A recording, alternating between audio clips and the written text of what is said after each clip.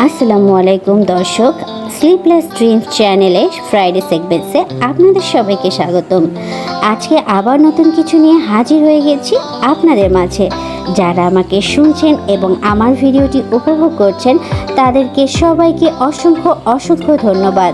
সাধারণ জিনিসকে অসাধারণ করে তোলার একটা প্রক্রিয়া তুলে ধরবো আজকে আপনাদের সামনে।